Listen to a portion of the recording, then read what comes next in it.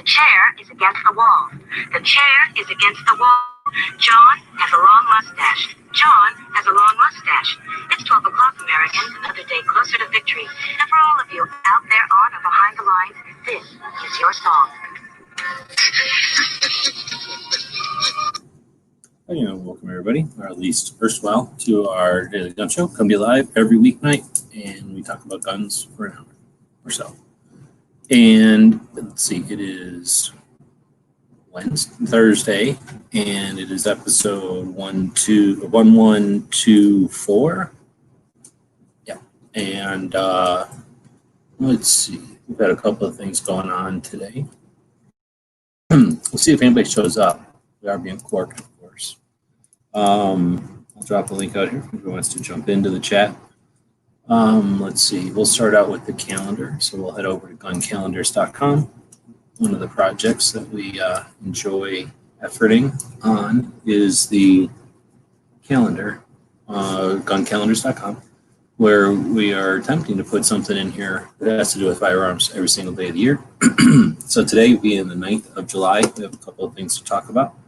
We chatted about them a little bit yesterday, but first is the anniversary of the passing of Carl Walther. So everybody knows about Walther. I'm not a big fan of the guns personally, but I'm a big fan of the company. It's a pretty cool company, and they're one of the few companies that takes pride in their story. So at SHOT Show, they usually do some little graphic or visual representation of the timeline of the company. It's always gotten me, it got me interested in the company because they're willing to share it, and it's done in a good way, so it gets a lot of information across. And it's neat. They, from what I remember, Carl Walther was a gunsmith, and he was making rifles, if I remember right. And then his son went to gunsmith school and learned about pistols, because this was a long time ago. His kid came back from gunsmith school and said, "Hey, I learned about this newfangled thing called a pistol, a semi-automatic pistol." So his dad, Carl, was like, "Okay, let's work on one." I think that's how the story went. That's kind of cool. Obviously, it's worked. That design those two came up with is still pretty much the basis of their guns, from what I understand. Anyway, interesting story, and people that do like the company, there's plenty of history there, and they're a cool company. They work with a lot of people, and there's nothing wrong with the guns or anything. It's German, right? Anyway, it's the anniversary of his passing. That was in 1915. So is it because he's heard of the 1911 and he was like, dang it? Probably not, because it was 4 years later, but we'll never know, because he didn't say nothing about that as well. Let's see. First of all, saying, going to try to get those grips mailed out to you this weekend. Right on. Appreciate that. So he's been working, or I guess he's done working on a set of grips that we can use for a fundraiser for 1911, I think, right? Made out of metal, which is pretty cool. And I think we've seen some of it being worked on a little bit. All right, jumping back over to the calendar. I guess I could do this. Not the screen share here. We've got the anniversary of Illinois getting their CCW, their right to concealed carry, stopped being denied July 9th, 2013. So 7 years ago. So for the last 7 years, every single state in the country is at least have on the books some type of constitutional carry. That's an amazing achievement. It's a bunch of will. It's a bunch of individuals working, and it's a bunch of collaboration across state lines. And it's also a lot of non-appreciation, right? That's 7 years of not, well, people in Illinois, I'm sure, appreciate it. I can remember a couple of people, I guess now it's a few years ago, that were the first to get their CCWs in 2013. So they were some of the first to have to renew their licenses, I think, after 5 years, whatever it was. So had a little bit of experience, or a little bit of firsthand or secondhand, or whatever that's called, interest in what was happening there. So but we don't want to forget any of that. That's the point of the calendar, is to not forget stuff like that. Massive achievement by a lot of people, and it shouldn't be taken lightly in any way. And probably one of the reasons they're getting so extreme with the craziness and the rhetoric now is because we've made massive achievements. Getting Illinois to have constitutional carry, and it wasn't necessarily a head-to-head fight. It was, to some extent, I think you could say, and maybe someone could debate me on this, but it it was a sideways. It was a sideways attack because they basically went after the law that, or the justification for the law. So once the justification for the law for any state to prohibit it was removed at a national level, nothing Illinois could do. Again, massive effort. That's one less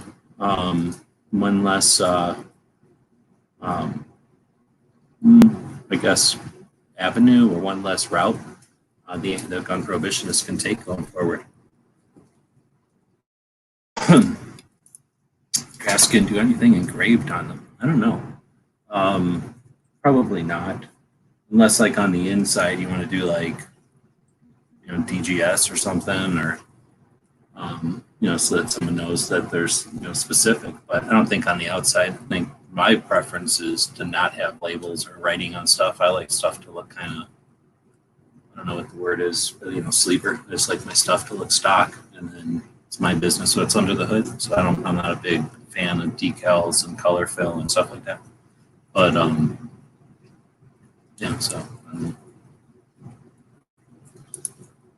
yeah, on the back, like say DGS or just something you know, that's not too complicated or difficult. Yeah, that'd be kind of neat. And then just identify them as the, you know, specific ones. Cool. So it looks like just as I have a bit of time to actually work on this stuff, I don't have anything coming up on the calendar. So hopefully this weekend I'll be able to finish the rest of the month's calendar. It's been kind of bugging me that I didn't get a chance to do the calendar videos over on the big channel. But this month had a lot of stuff in it. I've missed a couple of things here, but like I said, I think I have a couple of days here to be able to get some of the rest of the month in. I guess we can quit screen sharing. And I did put a link out there. So it is just me and Erstwhile talking to each other here. But for the people that might come back and listen later, we did get the Mayor Select finally shipped out. That took a long time. So I want to thank again our Patreons for supporting us and our projects. Your support keeps the lights on here and the air conditioning, but the cooler's going. But more importantly, I guess the server's going, and that's where the websites are. And that websites are all the data, all the stuff that we've put up over the years, things like the calendar, things like the Minuteman University projects, Every Second Matters, of course, and other things that are resources. Our goal isn't to create a big to-do on the streams. There's plenty of people doing that. Of course, we'll offer whatever we support to the people, whatever support we can to the people that are putting out two-way messages on the platforms and on the streams. But our goal is really to offer awareness and information about the shoulders of the people we stand on. And it's our Patreons that allow us to do that. So last month, actually 2 months ago, I figured it might be interesting to try to give something away to say thanks to our Patreon. So we picked Patreons that had accumulated or supported us to the level of $300. So in other words, if somebody was on for like $20 and they were on for a bunch of months and it added up to $300 over time, they were in on it. And then people that had spent, I think, $500 over at our website store. And there are people that have spent, you know, in different, not in one order, but, you know, in multiple orders had gotten to that level. So we took all those people and we had a live thing, and we eliminated however many that was. I think, I forget now how many that was, quite a few. And then we limited it down and then to 18 or something, and then chopped it down again. And then person from Patreon, person that had supported us, I think to about the tune of $300. So they had just hit the threshold to be in the pile. They won it, and they were in Illinois. And it was actually a real pain in the butt to get an FFL to accept the thing, and I don't know why. You know, with all the chaos and stress, I guess. One of them didn't want to work, and then the other one was on vacation and stuff. So it ended up taking quite a while, but we finally did get it out there. And although it only went out to one person, I'm hoping that all the Patreons appreciate our gratitude for being able to do what we're doing. We were talking about it earlier at the show about the two-way patch project, and some of these projects that are out there and some of the things that we've attempted to do in preparation for whatever. I'm glad that some of these things are out here, because as we get new gun owners, as we get gun owners on board and they start to look around, so we got those, then they're going to find stuff that they might be looking for, stuff that is similar to what they're looking for, right? As they go to find things, they're going to get shown things that are potentially using some of the same keywords, whatever. The search engines are going to do their job and they're going to recommend stuff, and that's where we might have an opportunity to offer an alternative to the regular, or an alternative to the normal, an alternative to the typical pitch they're going to get, either from like the NRA or from a manufacturer or something. And again, I appreciate the Patreons to allow us to put out stuff that isn't necessarily commercial. Well, it isn't commercially viable. Nobody was really interested in the 2A History Project or the ongoing 2A History Project or even the Minuteman University stuff. So, except for the 200 people or so that support us on Patreon. So again, that mayor's like only went out to one person, but if we could send one out to everybody, we would. If we could send one out every month or every day, we would. But it was a gesture. So anyway, it feels good to finally get that thing going. It was weird to have offered it and then have it in that limbo. It was really awkward and kind of weird. So with that, what else is awkward and weird is just sitting here talking to Erstwhile over this thing. I could just call him on the phone. So I think it's because we're being corked, and I don't know, probably because of the corking. But yeah, this show's going horribly. So I only do things if it's popular and I make a lot of money, and there's a lot of accolades and likes and subscriptions happening, and none of that's happening tonight. So is shipping guns difficult? I've always been reluctant to buy one online because of shipping. Plus, my gun shop will pretty much order anything, and it's usually a little higher than mine. All right, so a couple of things. I have a good friend, and I used to work at his shop, so I'm on the FFL at this shop, so I'm technically different, right? Because I have an in, I guess. So half of the problem the reason you got to pay to have a gun shipped is because it's a hassle. Yes, it's definitely is a hassle. So is shipping guns difficult? Yeah, only because they're jerks about it at the post office and at UPS and stuff. So at least here in Tucson, in order to ship from the post office, you got to be an FFL. Like a regular person can't just go to the post office and ship a gun. So that's first off. If you're a regular person, you want to ship a gun, you got to go to FedEx. And for here in Tucson, the only FedEx with the FFL, so the only FedEx that can accept your gun is the one. So you have to go to it. So it's not like you can just go to any FedEx place and just drop off your gun. And that, I guess, makes sense. But on the other hand, it's a bunch of craziness. So it's not like you have to mark a box or anything that it's a gun. There is a little extra procedure when you go to the post office. So anyway, for me, it's a little easier because I basically, the hard part of doing transfer, like I was going to say, the reason you pay for a transfer is typically because of that. They have to go wait in line at the post office. And today it was like I was there for half an hour at the post office. But normally a person wouldn't be able to go to the post office like that, right? You'd have to pay the gun shop and they'd send somebody to the post office. I'm pretty sure, I'm almost positive now that I'm thinking about it, even though the mailman can come drop off guns, you can't pick them up. So you got to take your guns to the post office all the time. Now, I didn't have to do it very often, but on this, like where I'm getting them, basically, helping him out, or he's helping me out. I did the difficult work. I went to the post office. So I had to basically wait in line at the post office like a sucker. And then there's always whatever. It's just like taking guns on a plane. Some people at the post office are competent and it's nothing, it's just like shipping any day. And then other times you go to the post office and it's a strip search. So today I got there, I had to wait in line and everything. And I'm not used to that because I don't do that. I use other methods of shipping normal stuff. I don't usually ship guns. So first I had to just wait in line and that was annoying. And then when I got up there, I got like a new person, but she wasn't anti. She was kind of cool. So I'm guessing she's a gun person, or at least very comfortable with guns. But she didn't know the procedure. And because she was new or whatever, I'm sure she was concerned that she was going to do something wrong. So she pulled over this lady that, I don't know her name, but I know this lady. And so she just kind of looked at me and went, oh, yeah, and said, here's what you look for, blah, blah, blah, kind of over the other one's shoulder. Poked at her, pointed at the stuff she needed to know what to do.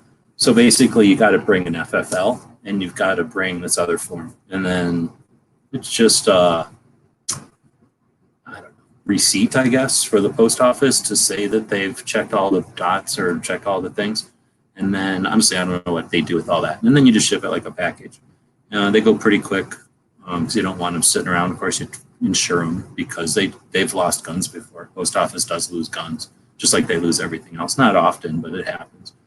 And then you just ship it to the other FFL. So they just get it and they don't need to do anything. They just get it like regular mail. Now, inside the box, you got to include, the appropriate paperwork and stuff. So there's all of that stuff too, but that's all FFL stuff. So is it difficult? Typically, you're going to take your gun to the gun shop and then just pay them an FFL fee. They're going to, well, at least our shop, put it in the box for you because they need to look at the serial number and stuff. But they're going to put it in the box for you and then take it to the post office for you and then ship it for you and insure it. And you're going to pay for the insurance and the shipping, and you're going to pay something for them to wait in line. But, depending on the shop, and, if they're going to send a person there every day anyway, then they're probably not going to charge you as much than if it's somebody has to be pulled away from the shop and it's something they wouldn't normally do. And they've just burned, half an hour worth of employee salary on somebody just waiting in line somewhere and not helping customers. I don't know, probably different for each shop too. But for an individual, way easier to just give the gun to the shop and pay for the shipping. Now, as far as getting the gun in, there's nothing to it. Procedural wise, it's going to be up to your shop, of course, the people that you have receiving it. But if you don't like your interaction with receiving it from someplace, go someplace else and receive one there. Everybody's going to have their own procedure and their own experience and stuff. But from my experience, they're pretty familiar with it at this point. It's not something that anybody's unfamiliar with anymore, I don't think. And new gun shops coming in are dealing with it from the beginning. But the transition from not doing anything by mail to doing almost everything by mail kind of already happened. So I don't think you're going to find too many shops that can't figure it out, but there might be some that don't want to do it. And that's where, again, you just figure out another shop, hopefully. Hopefully you don't have just a one option type of thing, right?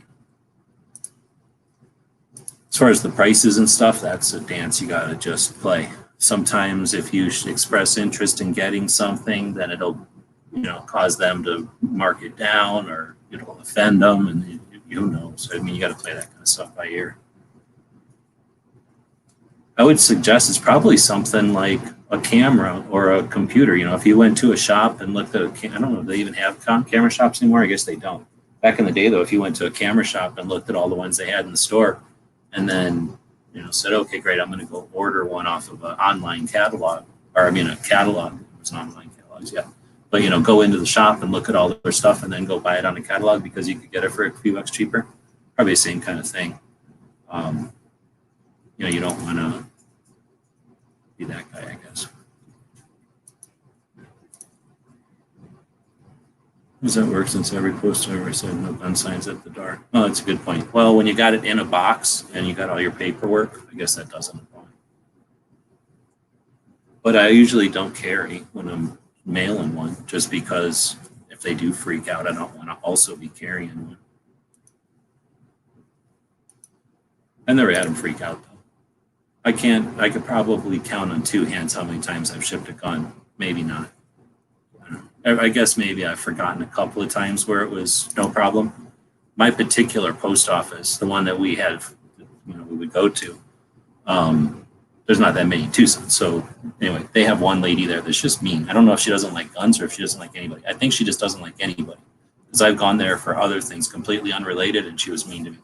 And that was way before even I ever worked at the shop or anything.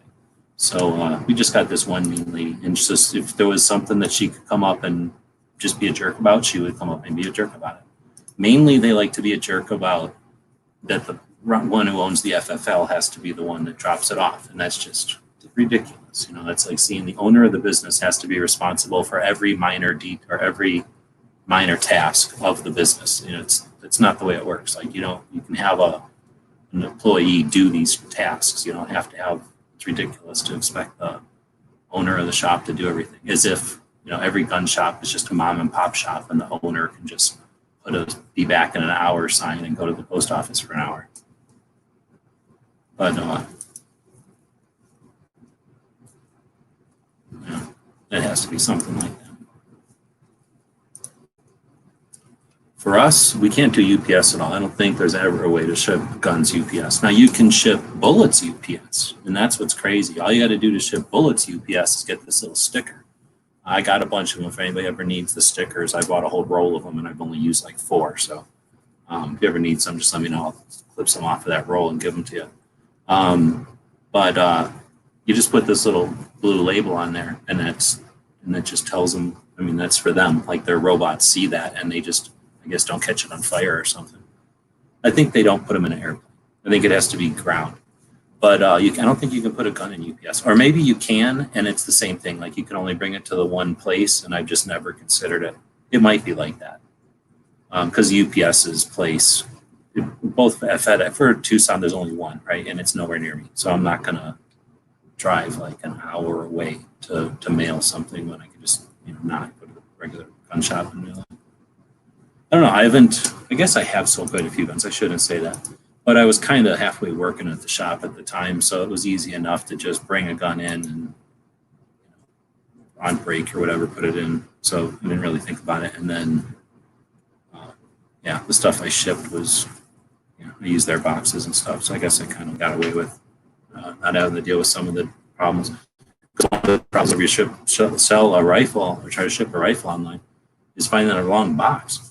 Unless the gun shops have boxes laying around, because they often do, some of them throw their boxes away right away, so you got to be careful, or ask them or something. But if you're not thinking about that, it's not easy to get a real long box always.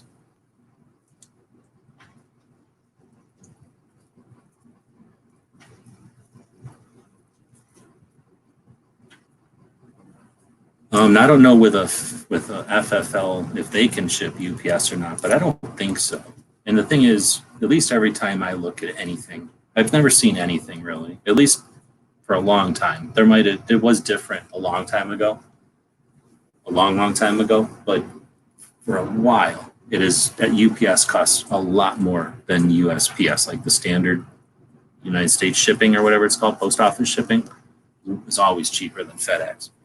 UPS, and FedEx is somewhere in between usually. But then there's occasionally things that like only FedEx can do or only UPS can do. So I've still had to use both of them occasionally. Bottom's out there now. All right, so now we've been chatting for 23 minutes. I've been yelling at the screen for 23 minutes. But here's the thing. I've been live since, well, I haven't been live, but I've been on the computer since 11 a.m. my time, and it's now 9 o'clock p.m. Went live, or I opened the room for the 2A Patch Batch crew, participants, and then we went live at 4 p.m., 4 p.m. my time, and we went live for 2 hours, and then Yankee had a show, and then I was watching Clover quirk me, and then we went live here. So I've been online for a while. I'm about done chatting at the wall here. I was going to work on podcasts, but instead I'll just promote the, what's it called? It's going to be called the Locked and Loaded Latinas, I think. Latino? Something like that. Locked and Loaded something. And that'll be a new podcast starting on Sunday. So I wanted to, that's the thing that got me interested in getting the podcast all figured out. I know Tony does one, and I think I saw that Mike Sedini from Walk the Talk America is going to be doing his own podcast or something like that. So maybe I'll do that tomorrow, or I'll do it sometime during the day. Actually, no, I'm not. I'm going to do something else during the day tomorrow. So with all of that, since no one's been jumping in, I guess we'll wrap it up. You never know what's going to happen. Like yesterday, we had a pretty decent chat for a while. The night before it went pretty quick. Oh no, the night before I was sick, but the night before that it went pretty quick, I think. But it's a conversation, so you're welcome to jump in. If you're listening to this as a recording or something, join us live and jump in. I usually throw out the link to the place as we're chatting here. Nobody took me up on joining today, and like I say, I've just been chatting for a while. So as much as I have stuff to say and we can chat, I am going to end it up here. Oh, you're saying there's an Adam Carout video on firearms on USPS property? Oh, okay, I see what you're saying. Is that pretty much what he said? If as long as it's in a box and it's going out, then you're good to go?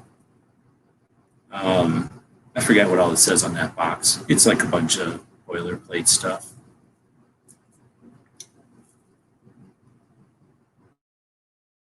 It's unloaded and it doesn't have any. That's about all it says. It's unloaded, doesn't have a box of ammo in there. I think that's. I don't even think you can ship ammo with USPS. I don't remember there being a sticker. Otherwise, I probably would have tried shipping with that. I think I pretty much had to go UPS. All right, so play nice and have a great night. I hope everyone does, and be safe, and don't get discouraged. That's how they win. We don't get to pick the battlefield. If the battlefield is a bunch of weird stuff that makes people discouraged and questioning if it's worth being motivated, if it's worth participating, and they're winning, right? Like, if you're questioning, question what's making you question. Maybe that's the way to say it. But thanks for everybody jumping in or being part of the conversation tonight. That's all this. Been burning bridges all day, missed all sorts of chats. Okay. It's about a guy who's convicted for having a firearm in his vehicle in a post office parking lot. Oh, okay. So it's a specific situation. Yeah, I can imagine it's going to be one of those things where they don't want you to even have it in the parking lot. Therefore, how do you even drive up, right, with CCW? Like, what are you supposed to not park in the parking lot, hide your gun someplace, and then like walk into the property? But that's one of those things. We gotta hash it out, I guess, in order to define it so that we can eliminate the crazy infringement. I'm not sure what you mean by burner bridges or barbecue, but hopefully it's just some sort of barbecue related incident. Maybe turn the thing so then little holes get covered and they don't drop embers out when you're dragging the barbecue around. But probably reckless to be barbecuing on a bridge anyway. Just my feelings on it. But I'm not much of a barbecuer. All right, well, with that, I am leaving it. We will be back to pick you up later. Oh, wait, tomorrow's Free Patch Friday, so.